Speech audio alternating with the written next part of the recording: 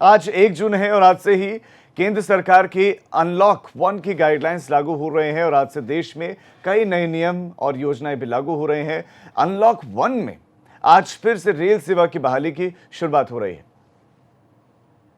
आज से क्या कुछ खुल रहा है, क्या कुछ चलने लगा है देश में, समझ लीजिए। 100 ट्रेनें अप और डाउन मिलाकर ये 200 हो जाती हैं, तो 200 ट्रेनों का संचालन आज से शुरू हो रहा है और अप एंड डाउन मिलाकर ये 200 ट्रेनें हैं। इसके साथ साथ ये जान लेना बहुत ज़रूरी है कि बिना रिजर्वेशन के आपको यात्रा नहीं करने दी जाएगी। बिना रिजर्वेशन यात्रा पर पाबंदी, यानी कि कंफर्म टिकट पर ही आप यात्रा कर पाएंगे। जनरल कोच इसमें जोड़ा गया है।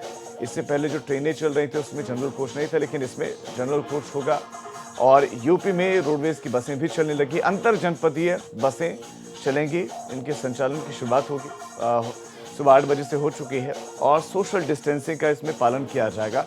सिर्फ 50% यात्री ही सफ़र कर सकेंगे, जबकि 60 सीटर अगर बस है तो उसमें 30 यात्री सफ़र कर सकेंगे, यानी कि सोशल डिस्टेंसिंग का पूरी तरह से पालन किया जाएगा।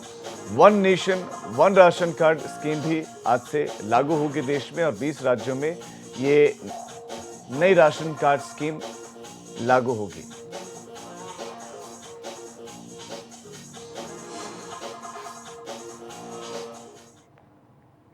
तो आज से यूपी में परिवहन निगम की बसों का संचालन शुरू हो गया है। सुबह 8 बजे से परिवहन निगम की बस सेवा शुरू हो गई है। अच्छी बात यह है कि अब राज्य के साथ साथ अंतर जनपदीय बस सेवा भी शुरू कर दी गई है और कुल 7,500 बसों का संचालन फिलहाल शुरू किया गया है। बाद में ये संख्या और बढ़ाई जाएगी। हालांकि जो बसें रेलवे स्टेशन या श्रमिकों के लिए लगी हुई हैं वो वैसे ही लगी रहेंगी, जबकि बाकी सरकारी बसें चलनी आज से शुरू हो जाएंगी। 7,500 बसें चलेंगी और कुछ बैकअप में रखी गई हैं। अगर ज़्यादा आवश्यकता पड़ी तो अन्य बसों को लगाया जाएगा, या फिर अगर ये इन बसों में कम यात्री सवार होते हैं तो फिर इनकी संख्या भी घटाई जा सकती है। तो इसके लिए महकमा तैयार है। राज्य सरकार ने इन बसों के संचालन के लिए कई गाइडलाइंस जारी की हैं। अब इसके मुताबिक, नई गाइडलाइंस के मुताबिक बस चालक पैसेंजर को बिठा सकते हैं। इसके लिए बसों में सीट से ज़्यादा यात्री नहीं बैठेंगे।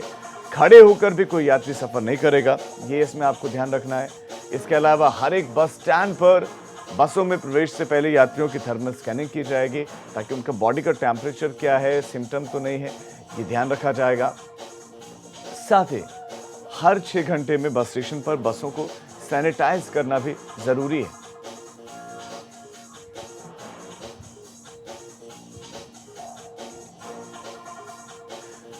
तो आज से उत्तर प्रदेश में ये बसें दौड़ने लगी हैं और उत्तर प्रदेश के अलग अलग ज़िलों में हाल क्या, अलग अलग ज़िलों में क्या ये सेवा शुरू हो पाए हैं या नहीं हो पाए हैं, बसों में अब सफ़र करने का लोगों में किस तरह का उत्साह है, क्या लोग आ रहे हैं बसों में, बैठ रहे हैं या नहीं बैठ रहे हैं, बताने के लिए हमारे साथ हमारे संवाददाता अलग अलग जगहों से जुड़ गए। हमारे साथ शैलेश अरोड़ा जुड़े हैं लखनऊ से, बलराम पांडे हमारे साथ जुड़े हैं मेरठ से, प्रभात अवस्थी हमारे साथ जुड़े हैं कानपुर से, तो रवि कैंतुरा हमारे साथ जुड़ गए हैं देहरादून से।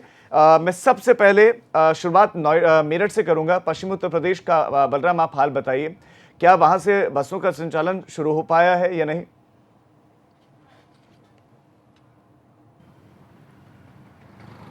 नहीं, बिल्कुल राजीव, आज जो लॉकडाउन 5 है उसका पहला दिन है और आज से लोगों के लिए ट्रांसपोर्ट चालू कर दिया गया है। ख़ास तौर से जो रोडवेज की बसें हैं वो चालू कर दी गई हैं, लेकिन आज मेरठ में कंप्लीट लॉकडाउन है, क्योंकि कोरोना की चैन को तोड़ने के लिए प्रशासन पहले से ही सप्ताह में 2 दिन कंप्लीट लॉकडाउन रखे हुए है। लिहाजा ये सिलसिला अभी भी बदस्तूर जारी है और प्रशासन का कहना है कि जब तक नई गाइडलाइन नहीं जारी होती है प्रशासन की तरफ से, तब तक पहले वाले जो आदेश हैं वो मान्य होंगे। लेकिन लोगों को पहली बार लॉकडाउन 5 से काफ़ी ज़्यादा खुशी हो रही है और खुशी देखने को मिल रही है कि उम्मीद है लोगों को कि अब मॉल्स खुलेंगी, दुकानें खुलेंगी, मंदिर और मस्जिद गुरुद्वारे खुलेंगे, यहाँ तक कि जो धर्मगुरु हैं उनमें भी काफ़ी ज़्यादा उत्साह देखने को मिल रहा है। लेकिन लॉकडाउन कंप्लीट होने की वजह से आज लोग जो हैं वो घरों से कम निकल रहे हैं। रोडवेज की बसें चालू कर दी गई हैं, लेकिन जो बस डिपो में बहुत कम लोग दिखाई दे रहे हैं, क्योंकि मेरठ में आज कंप्लीट लॉकडाउन है। अगर उचित कारण है तभी लोग घरों से निकल रहे हैं, नहीं तो उनके खिलाफ कड़ी कार्रवाई की जा रही है। लेकिन 2-3 बातें हैं जो इस वक्त जनता के जहन में है और वो सवाल भी उठा रहे हैं कि पहला, मेरठ जिला जो है उसका जो शहरी इलाका वो पूरी तरीके से कंटेनमेंट जोन में है और यहाँ पर जो बड़े बड़े मंदिर हैं, मस्जिद हैं, वो पूरे कंटेनमेंट जोन में है। ऐसे में उनका सवाल ये है कि क्या कंटेनमेंट जोन में जो मंदिर और मस्जिद हैं वो खोले जाएंगे 8 तारीख को। दूसरा, जो बड़े बड़े मॉल्स हैं मेरठ के सब शहरी इलाकों में हैं, लेकिन शहरी इलाका पूरी तरीके से कंटेनमेंट जोन घोषित कर दिया गया है। ऐसे में यहाँ की 30 जून तक दुकानें ना खोलने की हिदायत भी जिला प्रशासन ने दे दी है। अगर हम बात करें तो प्रशासन ने साफ तौर से कहा है कि सुबह 9 बजे से शाम 9 बजे तक बहुत तरह की हिदायतें आप बता रहे हैं कि जिला प्रशासन ने दी हैं, लेकिन मैं अब शैलेश आपके पास आना चाहूंगा। हम बसों के संचालन की चूंकि बात कर रहे हैं, तो आप चूंकि बस स्टैंड पे भी पहुंचे थे, परिचालन शुरू भी हो गया, संचालन शुरू हो गया है, महकमा पूरी तरह से तैयार है, लेकिन क्या उत्तर प्रदेश इन रियायतों के लिए, इस अनलॉक के लिए तैयार है? राजीव, बहुत वाजिब सवाल है, क्योंकि आज लॉकडाउन 5 या अनलॉक 1 का पहला दिन और दूसरी तरफ कल जब लॉकडाउन 4 का आखिरी दिन था तो प्रदेश में कोरोना के 378 नए मामले सामने आते हैं। यानी खतरा टला नहीं, खतरा बरकरार है और ऐसे में सब कुछ खुल जाना यानी आपको और ज़्यादा सावधान रहने की ज़रूरत है, ये बिल्कुल क्लियर है। यही वजह है आज से बसों का संचालन शुरू हो गया है। कैसरबाग बस अड्डे पर हमने सुबह दर्शकों को तस्वीर दिखाई, यात्रियों की आवाजाही भी शुरू हो चुकी है, सभी ने मास्क भी लगाए हैं। लेकिन अब ज़रूरत इस बात की है कि जिस तरह से आज सुबह अधिकारी एक्टिव रहे हैं उसी तरह उन्हें आगे भी रहना होगा। ऐसा ना हो कि बस पहले दिन क्योंकि मंत्री अधिकारी वो निरीक्षण करते हैं तो हमने उनके सामने दिखाने के लिए, सब फील गुड कराने के लिए तो कर दिया, लेकिन बाद में अपने वही पुराने ढर्रे पर आ गए जिसमें सिर्फ और सिर्फ लापरवाही नजर आने लगती है, तो उससे बचना होगा। बहरहाल आज की अगर बात करें तो अधिकारी निश्चित रूप से, इसमें कोई दो राय नहीं है, पूरी तरह मुस्तैद नजर आए और सिर्फ अधिकारी क्यों, बस के कंडक्टर, ड्राइवर वो भी पूरी तरह से मुस्तैद नजर आए। सभी को अपनी जान की परवाह है तो निश्चित रूप से वो ध्यान भी आगे देंगे। बस के संचालन के अलावा अगर हम बात करें तो आज से कैब, ऑटो, ई रिक्शा यानी परिवहन के जो बाकी साधन हैं वो भी शुरू हो रहे हैं, काफ़ी शुरू भी हो चुके हैं। ट्रेनों का संचालन आज से शुरू हो चुका है। लखनऊ से पहली जो ट्रेन है गोमती वो रवाना हुई है सुबह। और इसके अलावा अगर हम बात करें तो आज से बाज़ारों का जो समय है वो बदल जाएगा, सुबह 9 से रात के 9 बजे तक। अमीनाबाद जो लखनऊ की बहुत पुरानी और नामी मार्केट है, जहाँ कहा जाता है आपको हर चीज़ मिलेगी, वो मार्केट भी आज से खुल रही है। बहरहाल राजीव, हम एक तस्वीर दिखाएंगे इस समय सड़क की, कि सड़क को आप देखिए, रफ्तार जो है राजधानी लखनऊ की एक बार फिर से वापस लौटती हुई नज़र आ रही है। आप देख सकते हैं किस तरह से गाड़ियों का मूवमेंट है और एक ई रिक्शा आता हुआ अभी नज़र आ रहा है, जैसे सामने उसमें कोई बैठा भी हुआ है यात्री। तो ये जो चीज़ें हैं परिवहन के साधन, जिसकी वजह से लोगों को दिक्कत आ रही थी, लेकिन अब ये लापरवाही है कि मास्क नहीं पहना है और बैठे हुए, इसको रोकना होगा। ये सबसे बड़ी समस्या है। जो तस्वीरें आपने दिखाई यही चिंताजनक है कि इस रियायत में यही खतरनाक है, क्योंकि इस रियायत में लोगों को अपनी तरफ से अपनी जिम्मेदारी पूरी निभानी है और उनको कोई भी इस तरह की लापरवाही नहीं बरतनी, लेकिन लोग अभी भी बिना मास्क के निकल रहे हैं। मैं प्रभात आपके पास आना चाह रहा हूं, उसके बाद फिर मैं जाऊंगा उत्तराखंड रवि के पास। आप बताइए, क्या बसों का संचालन कानपुर में शुरू हो पाया है? लोकल ट्रांसपोर्टेशन क्या वो शुरू हो पाया है और क्या इंतजाम, क्या व्यवस्थाएं हैं?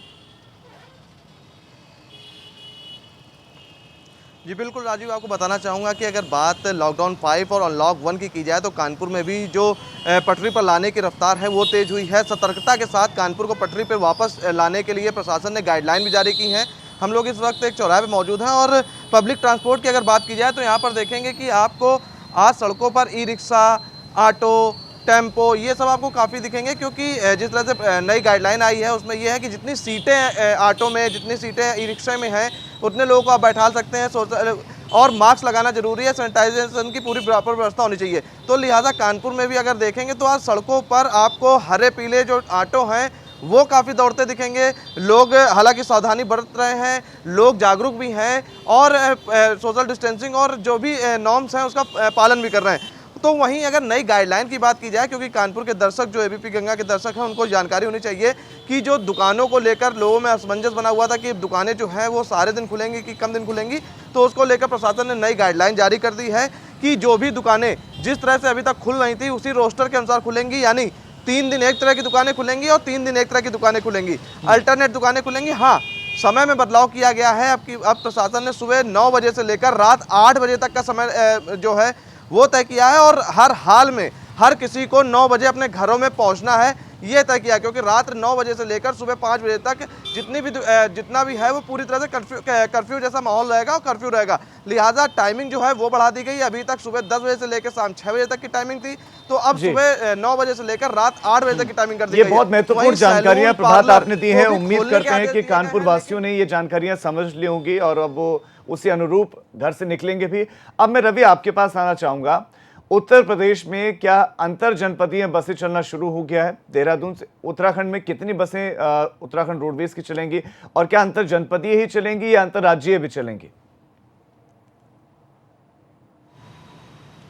जी देखिए राजीव, अभी तक तो ये स्थिति जो है स्पष्ट नहीं हुई है कि इस पर क्या आगे निर्णय लिया जाएगा। हालांकि अगर आज हम सुबह से बात करें तो देहरादून में जिस तरीके से पहले जो सिटी बस संचालक हैं उन्होंने तो अभी ये इच्छा जाहिर की है कि वो अपनी बसों को 50% क्षमता के साथ नहीं चलाएंगे। लेकिन देहरादून की सड़कों पर अगर हम ऑटो की बात करें और ई रिक्शा की बात करें तो वो आज सुबह से चलते हुए दिखाई दे रहे हैं और ये लोगों को एक रियायत मिली है, क्योंकि जिस तरीके से कार्यालय खुल गए हैं, ऑफिस जाना है, जिनके पास अपना निजी वाहन नहीं है वो गंतव्य तक जाने के लिए उनके लिए ये अच्छी जो है सुविधा है। इसके साथ ही जो परिवहन है उसे किस तरीके से सुचारू करना है पूरी तरीके से प्रदेश में, इस पर जो है अभी विचार किया जा रहा है। किस तरीके से पूरी बसों का संचालन किया जाएगा, जो 50% क्षमता के साथ संचालन किया जाना है, जो अंतर जनपदीय संचालन है वो शुरू किया जाएगा और वहाँ पर किस तरीके से सोशल डिस्टेंस बनाना है और जो कोविड के जो शर्तें हैं उनका पालन करना है, उस पर भी पूरा विचार अभी किया जा रहा है। लेकिन अगर आज हम देहरादून शहर की बात करें तो यहाँ पर ऑटो और ई रिक्शा सुबह से देखने को मिल रहे हैं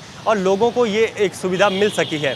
हालांकि जो अभी स्थिति है, अगर हम लॉकडाउन 4.0 की बात करें तो उसी तरीके से अनलॉक 1 5.0 में भी इसी तरीके से यथावत अभी स्थिति है। 8 तारीख के बाद जिस तरीके से केंद्र की गाइडलाइंस है उस पर ये देखना होगा, क्योंकि ख़ास तौर पर जो धार्मिक स्थल है उससे जुड़े हुए जो 4 धाम यात्रा है उत्तराखंड की, उस पर एक बड़ा विचार हो सकता है। और इसके साथ ही जो मंदिर, मस्जिद, गुरुद्वारे हैं, चर्च हैं, ये जो है खुलेंगे। इस पर एक बड़ा विचार जो है देखने को मिलेगा कि राज्य सरकार क्या करती है, क्योंकि राजीव जो स्थिति है उत्तराखंड की वो इस समय उलट है। क्योंकि यहाँ पर पहले जब कंप्लीट लॉकडाउन था तब यहाँ पर कोविड की जो मरीज हैं उनकी संख्या बेहद कम थी, लेकिन 4.0 में ये संख्या बहुत ज़्यादा बढ़ी है और अब लगातार इस संख्या में उछाल हो रहा है। तो उछाल के साथ जो रियायतें मिल रही हैं ये एक चुनौतीपूर्ण जो है शासन प्रशासन के लिए है।